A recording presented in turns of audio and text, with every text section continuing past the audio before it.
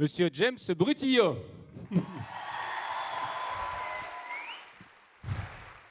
Monsieur Sébastien Cretin.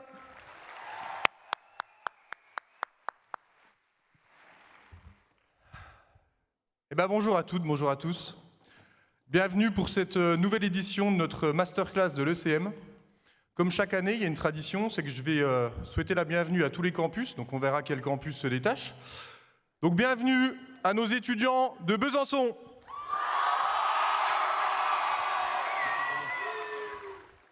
Bienvenue à nos étudiants de Belfort. Et bienvenue à nos étudiants de Dijon.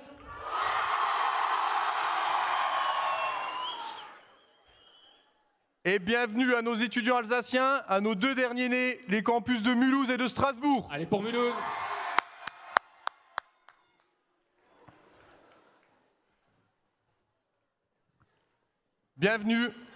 Bienvenue à toutes et à tous.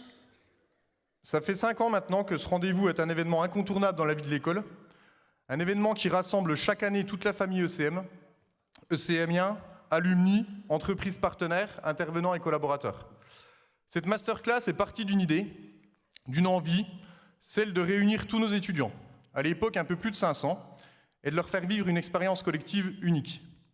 Des conférences incroyables, des invités prestigieux, des moments inoubliables, une ambiance toujours particulière, et chaque année un vrai plaisir de se retrouver sur un même lieu et autour d'un même thème.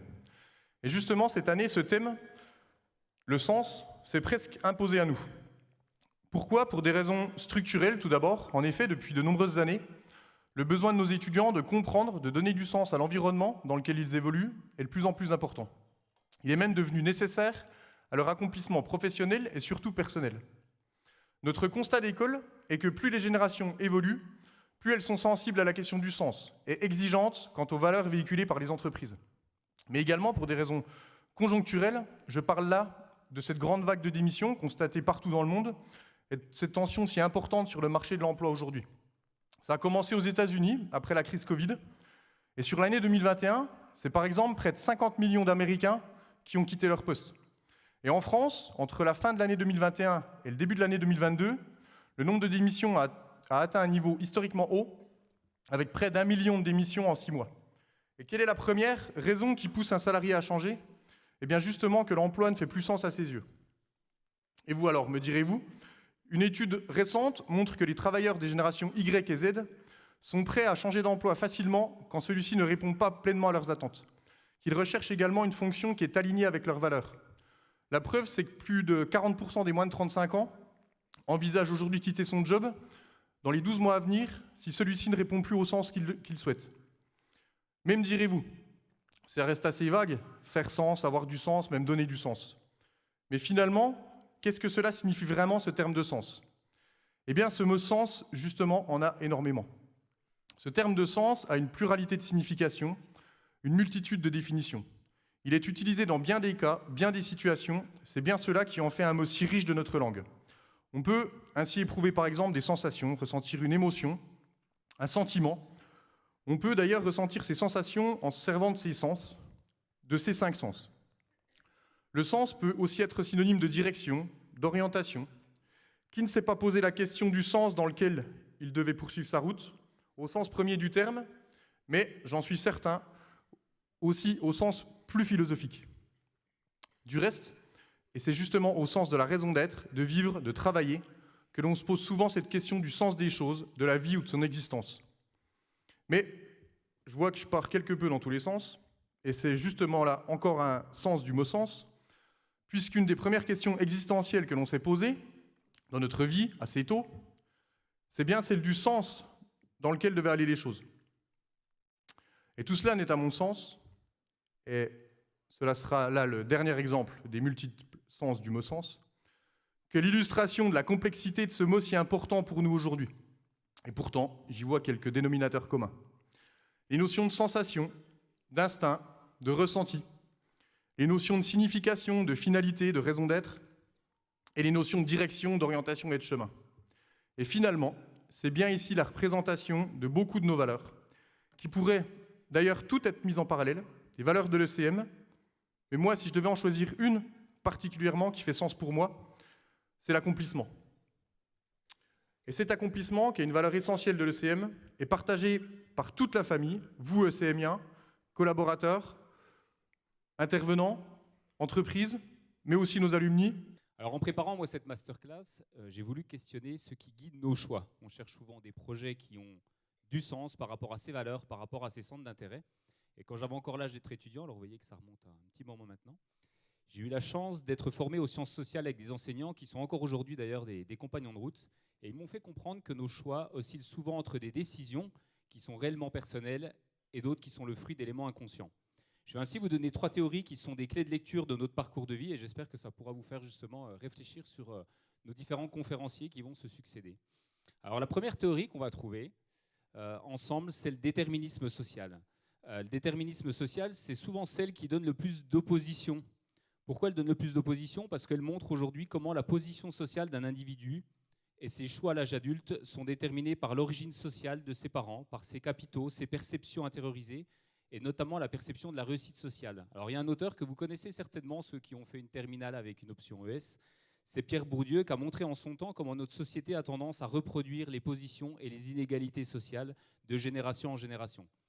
Mais n'oubliez pas une chose, c'est qu'en même temps qu'il présentait en fait cette tendance lourde et qu'il présentait ses travaux scientifiques, Pierre Bourdieu, il avait envie en permanence d'expliquer une chose, c'est moi je suis fils d'agriculteur et je suis devenu professeur émérite au Collège de France. Et justement, il voulait montrer une chose, c'est que si d'un point de vue macro-social et macroéconomique, c'est une tendance lourde, n'oubliez pas que l'individu a toute sa part, en tout cas, dans le déterminisme social.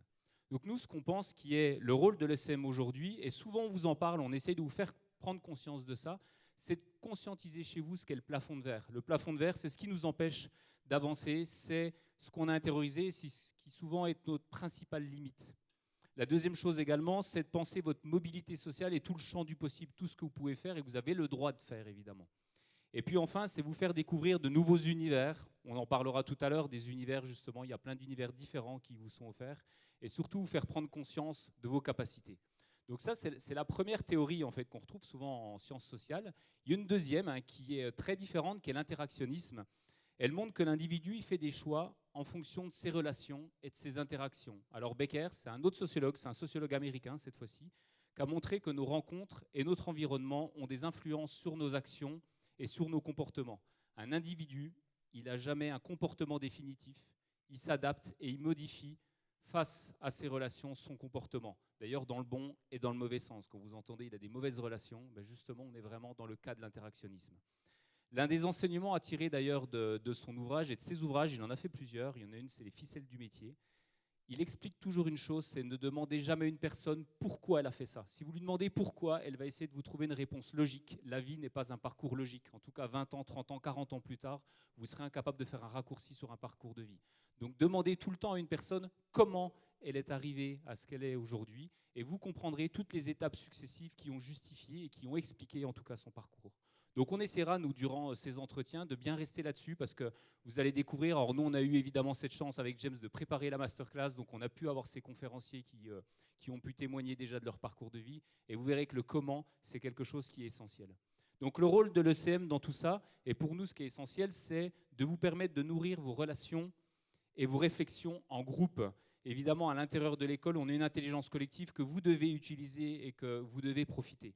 Et puis le deuxième point, c'est toute la raison d'être, en tout cas de l'école, qui est une école, vous le savez, qui mise beaucoup sur l'alternance avec un projet pédagogique au cœur de l'entreprise.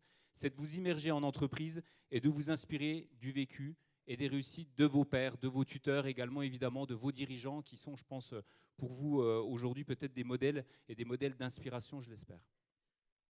On termine sur la dernière, qui est la dernière théorie liée à l'individualisme méthodologique. Ici, c'est une théorie qui redonne toute sa place à l'individu. Ça nous dit quoi, l'individualisme méthodologique? C'est que l'individu, c'est un être rationnel. Il prend des décisions à partir de ses ressources, de ses croyances, et surtout, il a des choix qui sont très stratégiques. Donc une société, c'est quoi? C'est tout simplement l'agrégation de choix individuels faits par des hommes et des femmes. Donc pour finir, à l'école, nous, on est convaincus que votre avenir vous appartient. On vous le répète d'ailleurs régulièrement, c'est aussi la confiance qu'on vous donne au quotidien. Soyez confiants de vos capacités. Et faites des choix qui sont les vôtres et qui vous permettent de vous accomplir. Vous avez un pourcentage de chances inconnues que vos choix soient une erreur. Mais vous avez 100% de chance que vos réussites soient dues à vos choix. Donc la balle est dans votre camp. Merci Sébastien. Comme d'habitude, c'est vrai qu'on peut t'applaudir. Comme d'habitude, tu as su parfaitement, et tu aimes évidemment ça, théoriser ce sens. Mais ce que je voudrais savoir, c'est pour toi, à titre plus personnel, comment ce sens se concrétise au quotidien? Alors je laisserai la place à nos grands témoins de faire un grand témoignage.